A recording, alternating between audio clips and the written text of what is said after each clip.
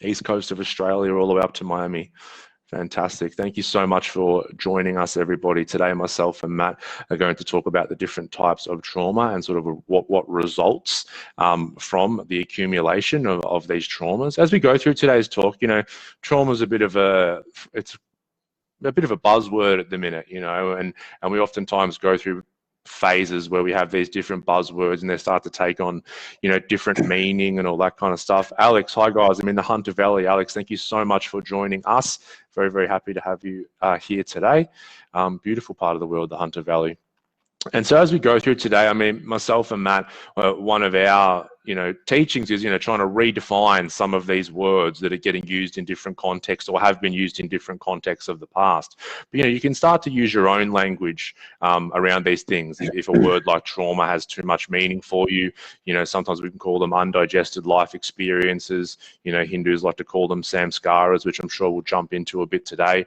But, we're going to talk about the different types that we run into as human beings. And we tend to run into quite a lot. The different types we're going to talk about today are acute trauma or shock trauma, developmental trauma, preconscious or precognitive trauma, intergenerational trauma, and collective trauma. And then after we touch on each of those, we're going to talk about, what the accumulation of these traumas starts to do to our nervous system, putting in a dysregulated state, and then also the symptoms and coping mechanisms that result from these states. Natalia, hello from Newtown. Hello to you from Newtown. Awesome. We've got a few people on here watching. It's fantastic. If you haven't heard me before, just any questions along the way, just throw them there. I can see the comments, so we're happy to answer everything. If we say something and you want some more clarity on it, please just ask the question, and we're happy to answer anything that you want to answer. Myself and Matt, if you don't know us, I know that Lisa said it's the first time watching one of our videos. We are both trauma therapists. From Australia, both have a history of mental illness and drug addiction, which we overcame by addressing our traumas, and that's what got us into this field. We have now been doing this for years, seeing, doing thousands and thousands of client sessions with people with addictions, PTSD, anxiety, depression, stress, all of that kind of stuff. And, this has led us to creating a new modality, which we're launching very soon, called Embodied processing, where we can start to digest a lot of these undigested life experiences and start to work with our trauma and our dysregulated nervous system. So let's jump off with the first dot points. Let's talk about acute trauma or shock trauma. So this is kind of classically what we've defined trauma as. Even the DSM, the Diagnostic and Statistics Manual, still defines trauma as this way. And this is kind of why me and Matt are calling for a redefinition. But acute trauma is very, very real. And this is the idea of a very catastrophic event happening, which is too much for the system to handle. And we go into this fight, flight, or freeze response, which we are unable to come out of. So if we stop people in the street and kind of say, what associations do you have with the word trauma? The majority of people are going to say, well, sexual abuse, physical abuse, car crash, possibly, veteran returning from war, having to see horrific things, coming back from Afghanistan or Iraq or wherever it is. And all of those are definitely traumas. And this is the acute trauma category that we like to put those things in. So we've got Shining Light, Remedial Healing. Hello from sunny Townsville. Love exploring this subject. Thank you so much for joining us. So Matt, do you want to talk a little bit about maybe what happens to the system during an acute trauma situation like the one that we've classically thought of as trauma? Yeah, and like first, like we say that there's different types of trauma. Trauma is really one thing, but it can show up as all these different types of things. So, like I love Gabor Mate's explanation. It's very simple and direct. Trauma is not the event that happens to us or not the events that happen to us. It's what happens inside of us as a result of what happens to us. So that's a really sort of basic, simple understanding of what trauma can does to someone. It's a really subjective experience, but from a neuroscience point of view, or from the point of view of our physiology. So say when a life-threatening event occurs, so say there's a tiger running at me, or a bomb gets dropped, or so like someone pulls a knife on me or pulls a gun on me or something like that. Something very specific happens in my nervous system when those experiences happen. So I go into what's called a fight, flight, freeze response. So the part of the brain that is responsible for memory, the hippocampus. It starts pumping cortisol, and I start to go into a survival state. So blood gets sent from my organs into my limbs, and basically my whole body gets set up to fight, flight, run, or shut down. And so when that survival response doesn't find completion, and it carries into the next moment and the next moment and years later, then I would say then that is what we describe as trauma. And so that can happen in really intense situations like war. You know, I would say war is more in the, and I'll touch on developmental trauma, more in the area of developmental, because it's a long period of distress. You know, we don't go to war for an hour. You know, it's a prolonged period, and many things happen in the nervous system when there are prolonged periods of survival states happening. And so acute trauma or shock trauma can be looked at as that one initial shock, you know, and a lot of the time it doesn't find completion. We don't actually process the sensation. And I know you like to explain this, Ryan, about the gazelle and the lion chasing after it. It's like the gazelle will fly off. And I think this is a metaphor from Peter Levine, actually. The gazelle will fly off. I think he uses maybe a different animal. It goes into a survival state. Its heart starts racing. And then when it lands, you know, when it's free, its system will come back down to homeostasis. It will come back down to, oh, I'm safe now. It's like the body of that gazelle knows it's over. I'm safe. Yeah, it's the same as, you know, when my cat catches a mouse, brings the mouse inside, and its system will go up into a survival state. If that mouse escapes, you know, it will go back to calm and safe. As human beings, we don't find that calm and safe. We carry it with us. Our system stays stuck in a survival state. And so that when we stay stuck, that's what I would define trauma as. And so acute trauma can be looked at as one event that happens that makes our system go up. And it's much easier to resolve. And then developmental trauma like there's two schools of thinking on this. So a lot of people say, you know, it's within the developmental years, so within the first 7 years of life, when there's ongoing distress, and that can look in like many different things. You know, most people wouldn't consider what it looks like as trauma. We'll go into that in a second. But and another school of thinking is we're always developing. So, you know, like a developmental trauma could happen between the ages of 20 and 30, or 30 and 40, if there's ongoing distress in those periods of time. And so let's just stick to prior to the, you know, age of 7, or in the developmental years. So if I am if I'm growing up and there's tension in the household, mum and dad are always screaming at each other, if there's not enough food on the table, mum is always stressing about money, dad's always stressing about work, I don't get that sort of presence and love and attention that, you know, a child really needs for its development, that's a form of trauma, of developmental trauma. Because what happens in a child's nervous system is they need that for survival, and so they start to go up into these survival states. And when it happens on an ongoing basis, the nervous system adapts. So trauma can be looked at as an adaptation, not a disorder. And so developmental trauma, you know, ongoing distress, it's like our whole nervous system gets wired for protection and shuts down connection. We start to shut our heart, our belly clenches up, we start to go into freeze or shut down or fight or flight, and we stay there, you know, all through our lives. And so 20, 30 years later, we're dealing with anxiety and we don't know why. And it's because we had to be anxious when we were young, or our system believed we had to in order to survive. Absolutely, really well explained, Matt. Tanya's just joined us. Hello from Gippsland, Victoria. Hello to you, Tanya. Thank you so much for joining us. So just back to what Matt was saying, even with the acute trauma and the lion and the gazelle, if we think of trauma in an acute situation as a loop, where ideally we go into a fight, flight, or freeze response, and then once the threat or perceived threat is over, we complete that loop because we have a proper resource, and we'll get more into resource as we keep talking, then the loop completes. And that's why, you know, a lion can chase the gazelle, and the gazelle just, you know, escapes the jaws of death and gets away, and then it's back nibbling the grass and its system is completed. Whereas us human beings, because we have this cognitive mind that's always thinking about past and future, we can spend the rest of our life looking over our shoulder for that lion. And so we spend our life still in that traumatized state, stuck in fight, flight, or freeze. Whereas the gazelle, without that cognitive mind, or that self-concept, and that psychological identity structure that us humans have, can go back into a calm state. So it's really important to think of it as kind of that loop, and as us human beings, we get stuck with that loop. And people who have had sexual or physical abuse, or have seen a comrade in war die, they just come down to here with the loop, and they never complete that loop. They never have a proper resource at the time and in the future to help them complete the loop, so they stay stuck there. And that's why one of the biggest terms that I can't stand is people say time heals all wounds. When it comes to trauma, it doesn't. Okay, because trauma gets stored in our body, and our body is part of our subconscious mind. Our subconscious mind time doesn't exist there. So that's why this incomplete loop, it's always happening in the now, and it can be 20 years after an event, but it's still so active in the system that time's irrelevant. And oftentimes we find ourselves, with this low level of fight, flight, or freeze response because it never completed, and it can be maybe a 4 out of 10, and it just hums in the background constantly.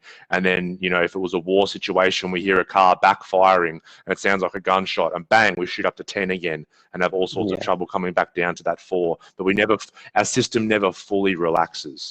Okay, we always perceive, our body always perceives that we're under threat, and then we run into issues again because this old cognitive mind. And the reason why we called this our modality that we create embodied processing is because we want to get out of here and start to live more in our body, because our mind will start to tell us things like, you should be okay, everything's fine now, you're not in that situation where you were abused anymore, you're in a safe place with a loving partner. But the body is still screaming out threat, threat, threat, threat, because the trauma is locked and stored away in the body. So we always want to try and find that completion. And like Matt said, with developmental trauma, once again, it comes down to words, and classically it's been thought of those early years, but me and Matt just like to see it. You could probably call it ongoing trauma, so these ongoing stress states, because our nervous system, like Matt said, it's constantly trying to adapt to our environment. So if we have a very stressful environment, or even just a perceived stressful environment, then our nervous system is going to try and adapt to that. It's going to start to say, okay, I'm in a stressful environment, so I need to be prepared for stress all the time. And that's why it's very hard to calm that nervous system down. Even like we said, we're later on, maybe, we're not with, dad who was maybe drinking and unpredictable, or mum who had bipolar and you never knew what kind of mood she was going to be in. Later on in life, we're in a nice, secure relationship, but we're so used to that chaos. Our nervous system is used to chaos. So normal, nice, everything going well feels very foreign to that person. Yeah, and so if my mother is, say, in a really hyper-aroused, stressed state, which you could say is a survival response. If my mother has trauma and is living in a fight, flight, freeze response, or and it can just look like stress. If my mother's highly stressed, what happens is our nervous systems communicate. Especially between a child and the mother. Yeah, so if my mother's continuously in that, and especially if she's acting out behaviors and all that sort of stuff, something in my nervous system says, well, my mother's in fight, flight, freeze, so therefore I'm going to go into fight, flight, freeze. It's with this sort of dysfunctional co-dysregulation that can happen. And then, so if I'm growing up in that environment where, there's survival stress in the air, let's put it that way, stress in the air. And what's going to happen is I'm going to start to adapt to that and start to see, okay, this world is threatening. So I'm not going to come out of fight, flight, freeze, because coming out of fight, flight, freeze is threatening. So I'm going to stay up there and I'm going to live there because I have to live up there to survive. It's sort of like, if I'm in a country where there's war and there's bombs being dropped, there could be a bomb dropped me at any moment, and I grow up in that environment. Okay, what happens is I stay in a survival state because that's needed. That's needed in that environment. But what happens is the bombs stop dropping, I stay stuck up there. Okay, that's when it's trauma. But so if we look at the needs of a child, they look at their parents as their source of survival. They look at their parents as, or their primary caregivers, depending on the situation that the child's brought up in. The parents are fundamentally a source of that child's survival. And if they're all over the shop, then that's a threat to the child's survival. And this is, our nervous system picks up on this. Our subconscious mind picks up on this. So therefore, like my life is threatened by mum's stress. And, you know, this is not to say like we're not going to be stressed. You know, of course we're going to be stressed as parents. I've got 2 kids, you know, but this is just to gain a deeper understanding of our humanity, of our experience. It's to gain a deeper understanding of what drives many of the mental health issues later in life, like addictions and many other things, you know. But so true. yeah, and so what happens is everything in me starts to adapt to that situation, and therefore I start to gain coping mechanisms. And so like I start to gain a survival pattern, or I start to, you know, get to certain behaviors, you know. It might be like rebelling, really antisocial behavior. It might be, you know, I start drinking at age 12, 13, or smoking weed at age 12, 13. You know, these are all coping mechanisms to deal with this survival stress. Because, you know, when we you know, and look, like I'm talking about this from personal experience as well as a whole lot of training. Developmental trauma was my experience, pretty severe developmental trauma, and also, you know, years and years of addiction and these coping mechanisms. You know, when we develop these coping mechanisms, you know, I remember when I used to smoke a cone of weed, my whole system would come back down to calm and safe, and it was like, oh, this is the only thing I need in life. Of course I'm going to keep going back and do it. My whole system would be relieved of the pain I was carrying. I would come out of fight, flight, freeze, back down to calm and safe. You know, from any drug, you know, that's what it would do. It would bring me out of that survival state. And, you know, of course I'm going to keep doing it over and over. It's going to become the only thing that I do. And then we have people, you know, people around us telling us to stop these behaviors. Like, why don't you just stop? And it's like, well, that's like telling someone who's having a panic attack to calm down. It's never in the history of humanity ever worked, that advice. So yeah, I love it. Lisa here said, time makes it worse. So yeah, not only does time heal all wounds, an incorrect statement, it is actually the opposite, because all of a sudden, you know, these traumas start to bleed into other areas of our life, and we can run into dysfunctional relationships, coping mechanisms with drugs or alcohol, or any of that kind of stuff. Craig says, hi from Narrandera.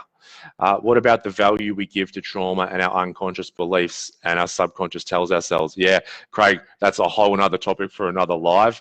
Me and Matt would call those, you know, deficiency stories, limiting beliefs, whatever you want to call them. But yes, the results of these traumas lead to a deficient sense of self.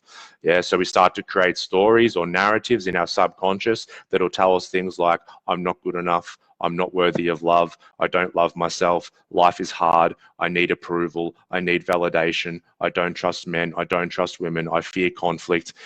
There's a whole bunch of them, but at the core of all of these different narratives and stories we tell about ourselves is, I'm deficient as a human being. Okay, so if I have this sense of deficiency as a human being, and my God, if you're listening to this and you're like, geez, I believe those things about myself, you're not alone. Okay, most people are walking around with this sense of deficiency. And if I feel deficient, then I'm going to start to look for things to make me whole that are outside of me. And so we get into codependent relationships. We look for a relationship with drugs or alcohol or shopping or gambling or sex or work. All we're trying to do is we're trying to make up for a narrative or story that says that I'm deficient as a human. And then we get bombarded, and I'm starting to bleed into kind of collective trauma and stuff as well here. But like, we get bombarded constantly with marketing, which is reinforcing the idea that we're not good enough either.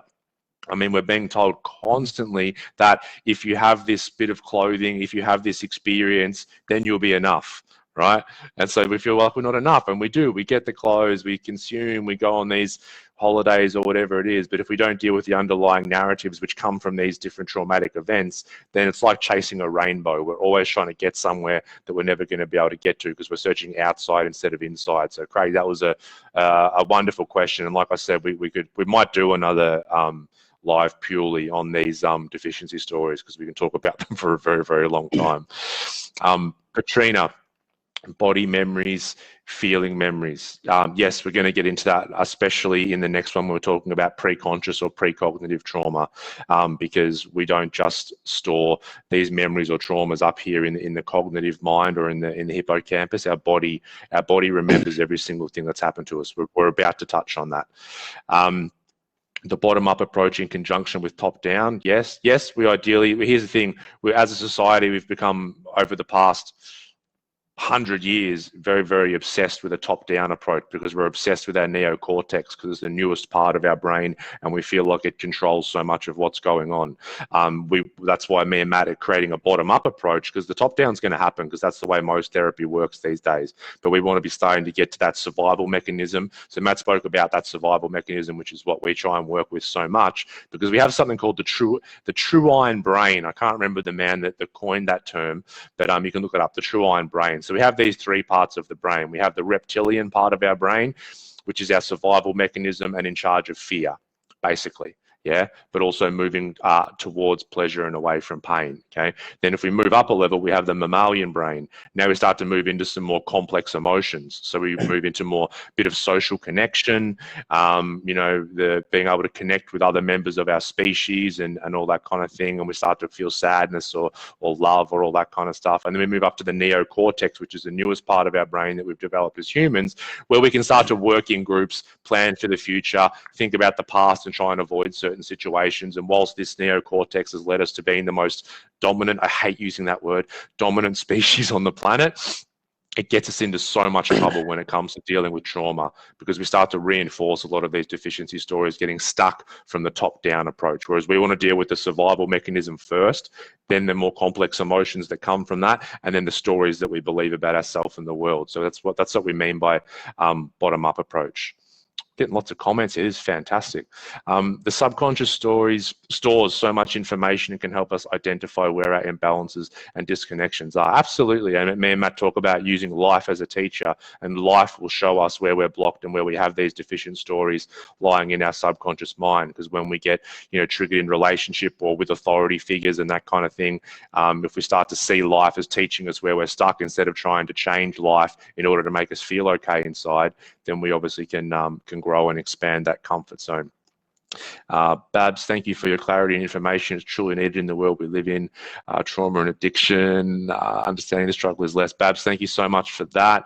Core beliefs, I'm defective. Yeah, I mean, so Matt, you can talk about that. That was one of your core beliefs, like I'm defective as a human being, or I'm fucked. Sorry for the language, people that are listening. Yeah, but so many people have the underlying voice in the back of their head that I'm fucked as a human. You know, if God or whoever created me completely stuffed up when they made me, and that becomes a very, very core belief and core identity. Yeah, that was my experience. There's something wrong with me, ... and then comes the mission of trying to fix it. You know, and that sort of mission kept me going my whole life, you know, like, and if we look at addiction as a symptom of trauma, and if we look at my trauma or part of my trauma, an aspect of my trauma, as that sense of there's something wrong with me, you know, I'm broken, I'm trying to numb that, but then the stigma around addiction made me feel even more like there's something wrong with me because I've got an addiction. You know, everyone around me was saying, why don't you just stop? What are you doing to yourself? So then, like, it embedded that feeling, oh, yep, there's something wrong with me, which then perpetuated my need to use a drug to cover that up. I could talk for that on hours. But yeah, just to touch on, there you go.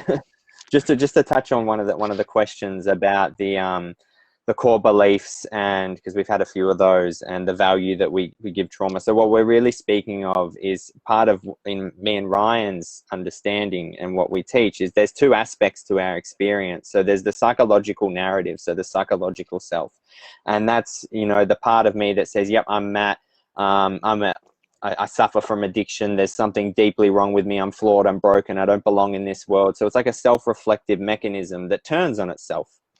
No, and that's symptomatic of trauma. So I go through, you know, my childhood learning that I'm deficient, learning that I'm not good enough unless I get really good grades in school, you know, unless I achieve perform this and that. Or, yeah, like, you know, I get taught really that there's something wrong with me and I need to fix it by doing something, however that looks, you know, it can show up as many, many ways. And so then that creates this psychological made narrative.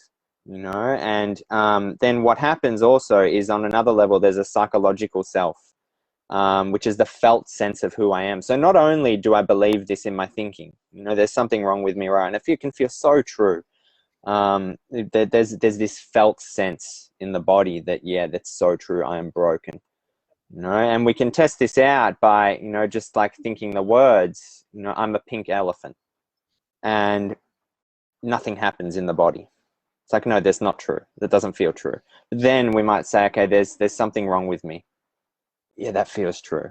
You know, I'm not saying it doesn't right in this moment, but you know that like we can tell the difference between that. And so we start to develop this narrative, this psychological made self, and it's really a false self. It's a survival adaptation. All it is a patterning of a coping mechanism in ways that we've learned to survive.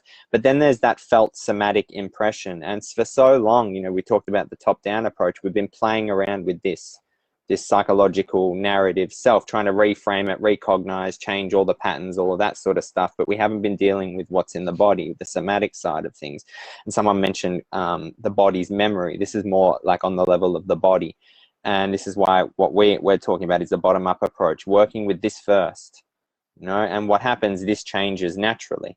But so to work with the somatic impressions, we have to know how to come down and feel our feelings with a proper resource, okay? Because it's like, to use an example from Judith Richards, she talks about a balloon that builds up and up and up and up and up. So the impressions that are stored on a somatic level are like a balloon that's going up and up and up, and then pop, you know, we have a breakdown, midlife crisis, you know, addictions start happening just randomly, or not so much randomly, appears to be random. But the next topic here is preconscious trauma, and I thought I'd just touch on my own experience because it also touches on the body's memory, and that's around my birth trauma. So I was breech birthed, I was up the wrong way, and I was also a C-section. And as I've been working through my trauma, so preconscious trauma doesn't have this narrative, you know, because words aren't there. You know, it's precognitive. We haven't learned to cognize our experience in the moment we're coming out of the womb.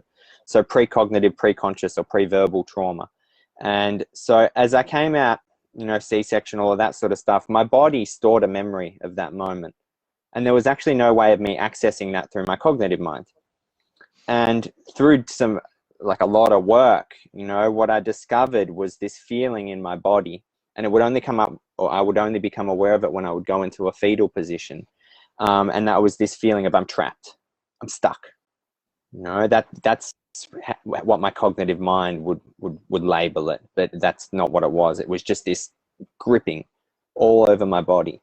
And so that was the body's memory. That was the somatically stored memory. So the felt sense of my existence was one of I'm trapped, you know, because I came into this world, into existence with that feeling in my body of being the wrong way up. I'm stuck, I can't get out. This is before I could cognize, remember, so I can't consciously remember this experience, but I can go into the felt sense within my body of that memory. And so then I spend the rest of my life trying to get unstuck, untrapped, you know, because that trapped feeling is stuck within my body. It never found completion. And so as I've gone deeper and deeper into that, I realized, wow, I've spent so much of my life trying to get away from that feeling that I didn't even know was there. And it's sort of like an air conditioner that's always on, and it's been on your whole life. You wouldn't even notice it until someone turned it off, or unless someone really got you attuned to turn your attention to this hum that's always been there. You know, it can be so subtle and so normalized to the point we don't even know it's there. And just to touch on generational and collective trauma, you know, like they're so normalized. They're like an air conditioner that's always on that we don't even know they're there, you know.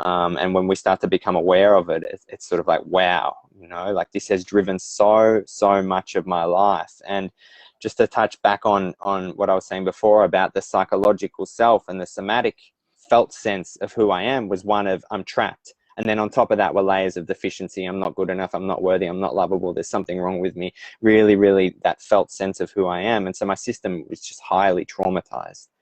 And then this self-reflecting mechanism on top of that, layers of self-hatred and self-loathing and deficiency stories. That's how I viewed myself. But then I'd look out into the world and I'd see threat everywhere. You know, someone's going to get me. You know, there's something wrong. Look at all the wars, watching the news. It's terrible out there. So I was no longer seeing reality. I was seeing reality through this dense filter of threat. You know, this narrative about threat. That was what my cognitive, subjective experience was having. But then layered throughout my body and my nervous system, it felt so real. You know, I love Peter Levine's quote that there is no lion or there is no tiger chasing you. You know, because you look around, it's like, wow, you know, there is actually no threat in this moment. And there's nothing really going on that's life-threatening, but yet my whole system was petrified, like something terrible was going to happen to me at any given moment. And, that can play out on a spectrum. That can just be a low level anxiety or a low level feeling something's wrong, low level stress, or it can be full blown PTSD, which was my experience. Yeah, absolutely. Yeah, really well said, Matt. And just to maybe define preconscious trauma for people, this is like, so the recall part of a human's brain comes online at around the age of 2. So at around the age of 2, the part of my brain forms where I can start to actually form these memories and recall them cognitively. So that's why before that time, we would classify that as preconscious or precognitive.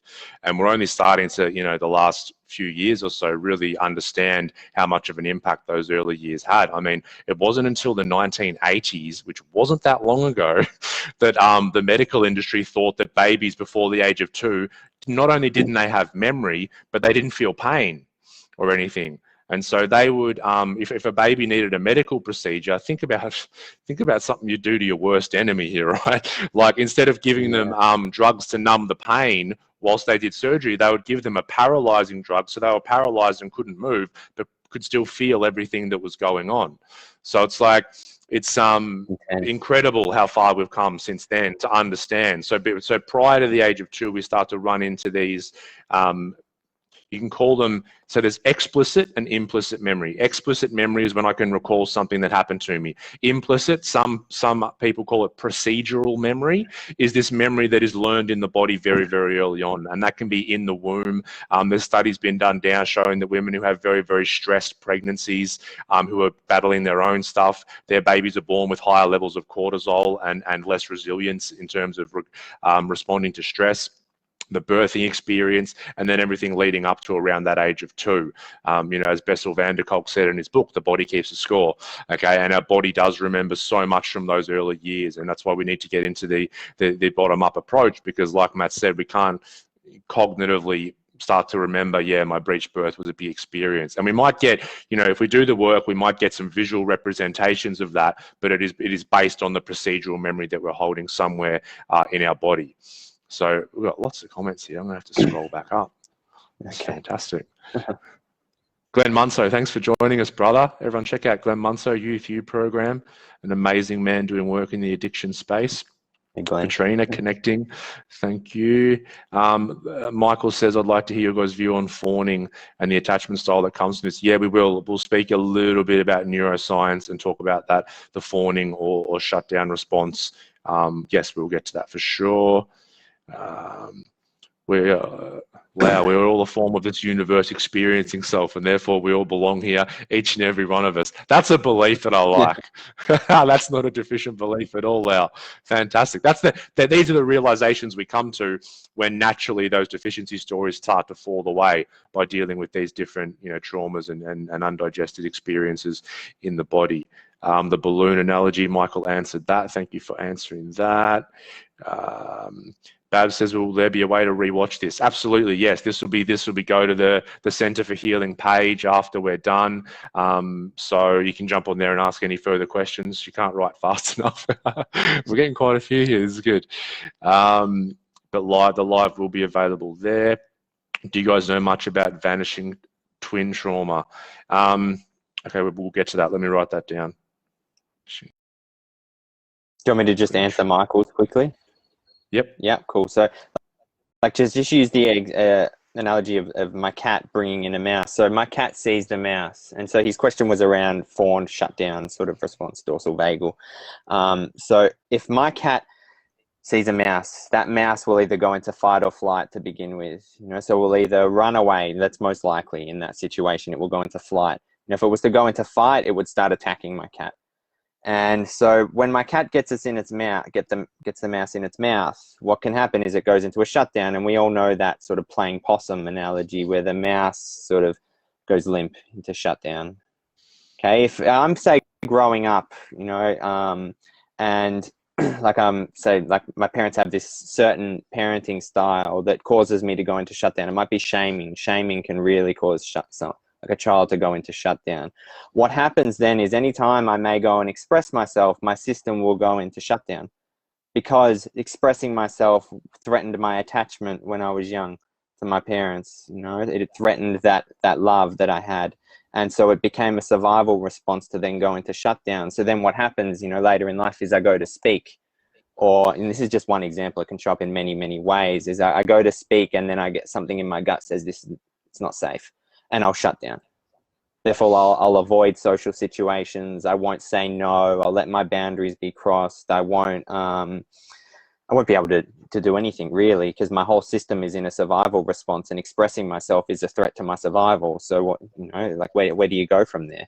It's you know, like it can really just like screw up someone's life big time. You know, it's really sad. I can my heart's welling up at the moment thinking about it. And you know, then what happens is we can we then can end up in really dysfunctional victim perpetrator cycles. You know, we get stuck in, I don't like the word victim, but for lack of a better term, I get stuck in sort of that shutdown victim identity, and then I'll attract a relationship where there'll be a perpetrator, you know, whose their attachment style may be going, or sorry, their survival pattern may be going into a fight response.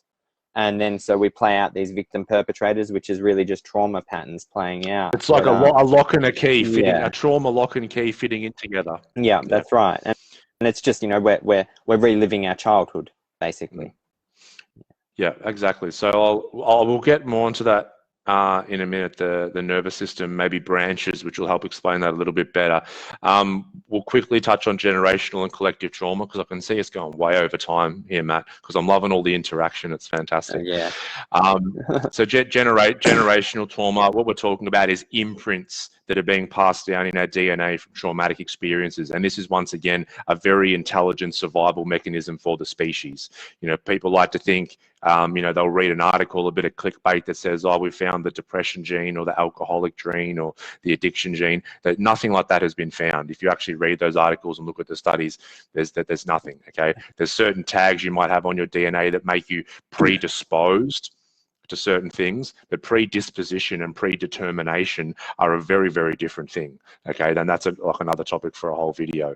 But basically, you know, a study that we reference a lot, a study done on rats, which is crap for the rats because it normally is. The rats get a really, talk about collective trauma. The collective rat trauma is is very high with all the science going on. Study done on rats where they would take these rats, I don't know if you guys listening have heard this or not, but they would traumatize these rats by shocking them electrically on the feet, which they obviously hated. At the same time as shocking them on the feet, they would spray cherry blossom spray into the cage. So after a couple of times, basic association says that you didn't have to shock them anymore. You would just spray the cherry blossom and they would have a massive anxious reaction and run to the corner of the cage in a trauma response. They stopped traumatizing those rats, and then they let those rats grow up and have baby rats, okay? These baby rats that started to grow up, never traumatized, never shocked. If you sprayed cherry blossom spray in that cage, they would have a trauma response. They would run to the corner of the cage with massive anxiety. And that happened with their offspring as well. So at least 2 generations deep.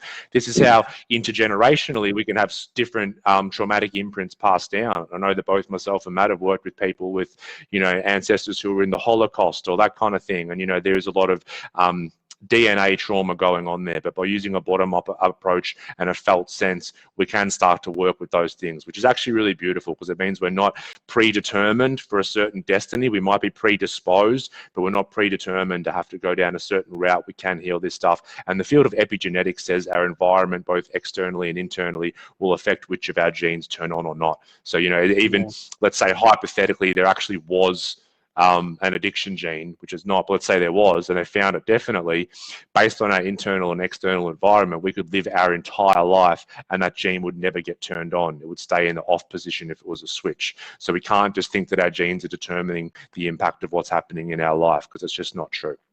Yeah, so it's environmental that can flip this switch on. And if you look at it, you know, it's sort of like, so my parents have their own trauma, or say your parents have their own trauma.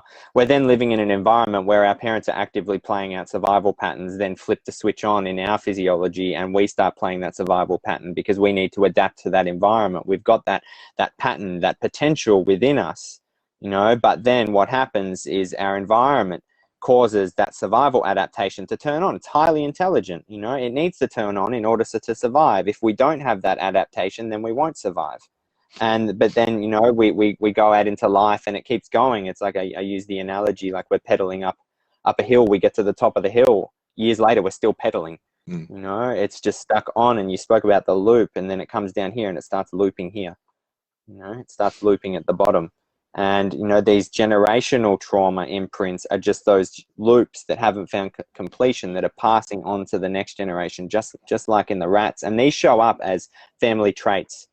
You know, oh, we're just a family of anxious people, you know, or dad had depression, now I've got depression. Like, they show up as states and traits, and we like personality traits. You know, I say like a bunch of these survival patterns woven together, collective, generational, preconscious, developmental, and acute traumas. A bunch of those survival patterns or survival responses woven together creates the appearance of you.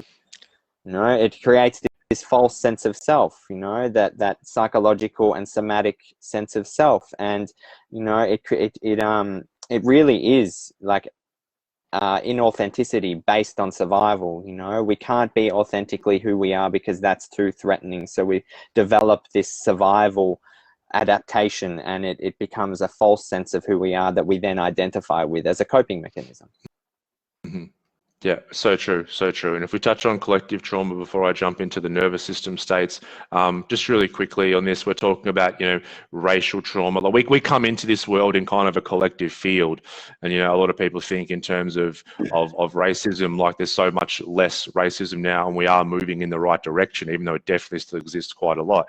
But the echoes of the past are still very much there. And, you know, I've spoken to Matt about this before. You probably heard me say this 100 times, Matt. But the more work that I've done and the more in tune you come to these very subtle energies, you can really start to feel that. And it's quite apt because we had Australia Day here in Australia. What was it? A day or two ago, which is basically celebrating a bunch of Europeans coming and starting to rape and pillage the indigenous people of the land. And there's a lot of pushback on that now, which is great. But, you know, I even find within myself, I've never treated an indigenous Australian poorly in my entire life. But if I'm around someone, if I really tune in, I can feel this sense of guilt in my system, it being around them, because there's these echoes of the past of so much collective trauma that went on in this country and in other countries around the world in terms of First Nations people that we start to pick up and feel. Collective trauma as well is, my God, the news and the media. Jesus. Like, what happened, I'll be really quickly on this, but look, there used to be like 1 or 2 news outlets when this, you know, news first started, and they would report facts of what was going on. Now all of a sudden, like you know, when I moved to Thailand here, I turned on the TV, the first 35 channels were different types of news, right? So what happens now, news is competing for the attention of human beings so they can get advertising dollars. So how do you best grab the attention of a human being? Use their survival mechanism. Fear. Fear grabs our attention like nothing else, because like we spoke with the true iron brain, that survival mechanism in the reptilian part of our brain, that will get our attention. If I'm sitting here looking at a dog playing and I'm watching a couple of dogs playing and all of a sudden I hear a hissing or a rattling of a rattlesnake behind me, how much attention am I going to give to those dogs? None anymore. My attention's going completely to behind me to see what's bringing on my survival mechanism. And this is how the news and media uses that survival mechanism to grab our attention, you know, for advertising. So people saturating their consciousness with, you know, news and media, and especially in this time now of, you know, the last nearly 12 months with COVID going on, once again, there's a lot of collective fear in the air. So there's a lot more we could probably talk about in that, but time's probably restricting us a little bit here for that. Quickly, I just want to chuck something in there, you know, like what's going on in America. There's forms of collective trauma that is happening in America, but also, you know, like the news and COVID and all that sort of stuff. What happens in our nervous system when we hear there's a pandemic that's going to kill so many people? Like I remember before it all happened, the stuff that I was reading on Facebook and the news and all that. What's going to happen is our system goes into a survival state. You know, and if we already have trauma and a dysregulated nervous system, we're not going to be able to come out of that. We're not going to have the tools and skills or resource to be able to come down out of that and stay calm. So then what happens is mass panic.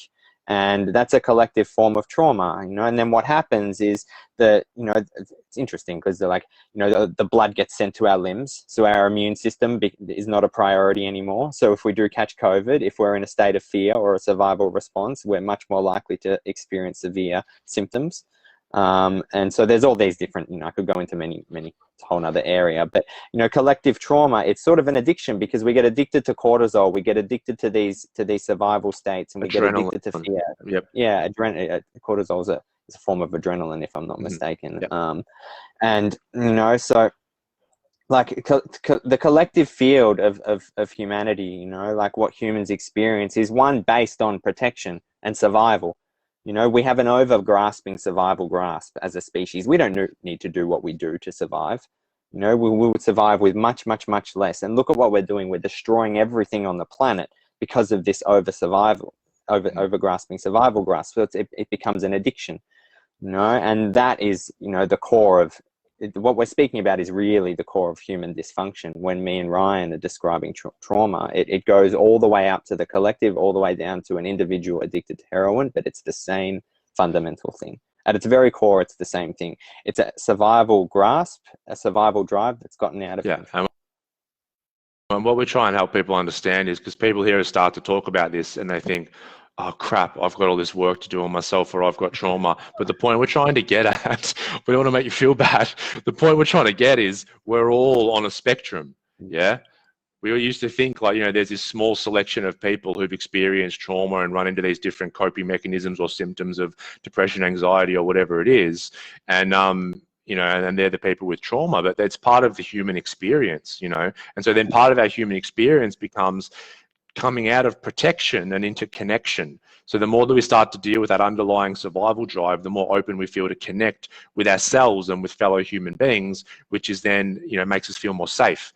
And, you know, Stephen Porges says, you know, safety is healing. And I'm about to talk about Stephen Porges. That was a really good segue. Just patting myself on the back here. So Polly, what will happen as we start to move towards, you know, maybe this end of the spectrum, when we have high levels of trauma? It's like, you know, I used to use the analogy of a backpack. So we've got this invisible backpack on, and then we just keep chucking these undigested life experiences into that backpack. And so over time, as we go through life, and we all have it to a varying degree, it gets heavier and heavier and heavier. And when it gets heavy enough to a certain point, we will start getting symptoms. You know, we'll start getting depression, anxiety, you know, we can get bipolar, we can just get addiction, alcoholism. Some days we feel like we can't even get out of bed, but we will run into these symptoms because we're carrying too much of a load.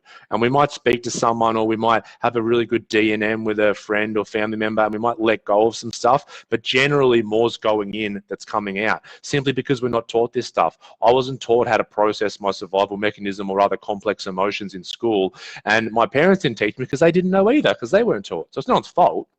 We're just at a point now in society and humanity where we're becoming very, very aware of this stuff. So what happens as we get towards, you know, the higher end of this spectrum of these experiences, our nervous system becomes dysregulated. So I'm going to try and make this as simple as possible. So if we have our autonomic nervous system, and we have two branches, okay? We have our SNS, which is our sympathetic nervous system, which is our aroused or stress state. And we have our parasympathetic nervous system, our vagus nerve, which then it has a couple of different branches going on. So when we think about fight, flight, freeze, and fawn, fight and flight is our sympathetic nervous system. It's preparing us for action. So think about different emotions that bring energy into the system. Fear will immobilize energy. Anger and rage will immobilize energy. These are sympathetic nervous system states. Then if we come to the parasympathetic nervous system down the other side here, we have a dorsal vagal. So without getting too technical, dorsal just means the back bit, like a dorsal fin on a dolphin, you know, the back bit. So the dorsal vagal has a high tone and a low tone. So a high tone is good. It's a rest and digest phase. That's what we used to think the parasympathetic nervous system was. When we can digest our food, the system, we feel safe and perceive no threat. Dorsal vagal low tone is the shutdown response. So that is our freeze or fawn response, okay? Then we also have the ventral part, which is just a different part of this vagus nerve, which is our social connection. So ideally, a healthily adapted nervous system, some stressor happens to us because life stresses us. That's what life does. And we go into a sympathetic nervous system response or a shutdown response. Then a resource. Okay, and when we're younger, that resource is our primary caregiver. Their touch, their eye gaze, their love engages the ventral part of our vagus nerve, which brings us out of those either shut down or chaotic states into a connected and safe space. So what happens, our nervous system learns to get stressed and then feel safe. Get stressed and then feel safe. If we don't have that proper resource and our nervous system doesn't adapt to come back to that social engagement and connection, we get stuck. We get stuck in sympathetic nervous system arousal states, or we get stuck in dorsal vagal states, which is a shutdown or freeze response. And then we spend our life pinging between the two. Okay, then what happens? Our body's always trying to get home. By home, I mean feel safe. So then we start using coping mechanisms. All these coping mechanisms are trying to make our nervous system come back to a regulated state.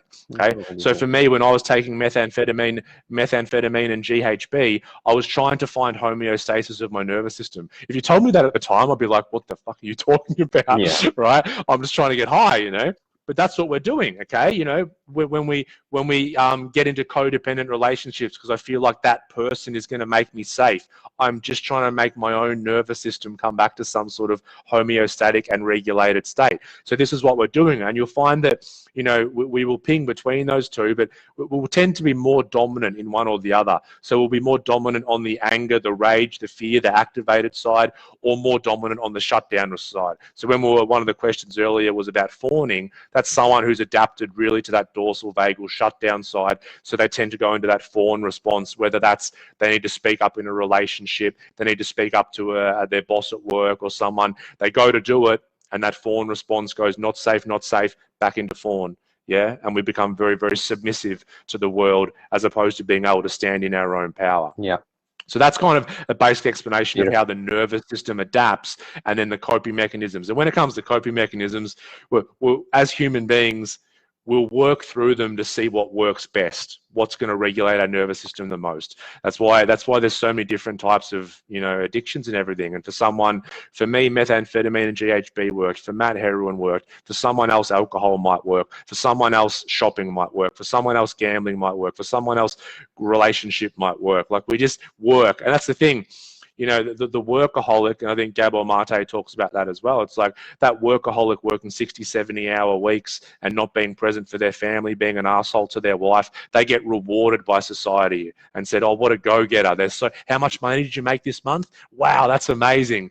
Yet they'll walk past a junkie on the street shooting up heroin, but it's the exact same drive, trying to help them drive to escape or drive to try and find a homeostatic solution for their dysregulated nervous system. Yeah, so one is praised and one is stigmatized and shamed, you know, but the one that's praised has just as much of a negative consequence on the entirety of the whole, you know, like being a workaholic, building the economy. You know, I heard someone say, like, economic growth is just another word for environmental destruction, you know, but like we stay in denial about all of these things because it's actually this is a really inconvenient conversation to have, you know, for humans.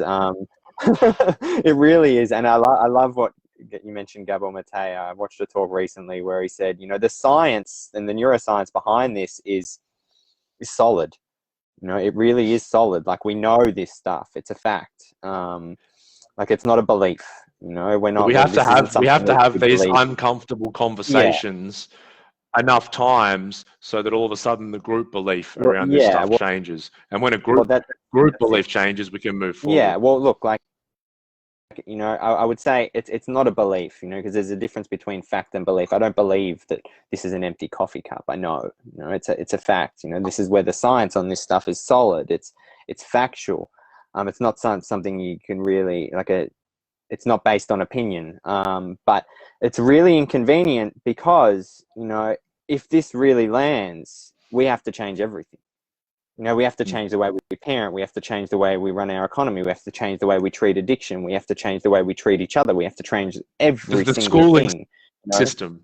Yeah, massive changes within the education system will have to happen, and this is why I said it's a really, really inconvenient conversation. I have people get angry with me, you know, when I bring this stuff up. I have people not wanting to hear it, all sort of stuff, because, you know, we end up having to face many, many parts of ourselves that we've spent our lives trying to avoid, you know, with our coping strategies. So it's an important conversation, but it's also a difficult conversation. Yeah, it is. Absolutely. Absolutely. So I think what time is it? 9:30. That was an hour. I think we might finish up there.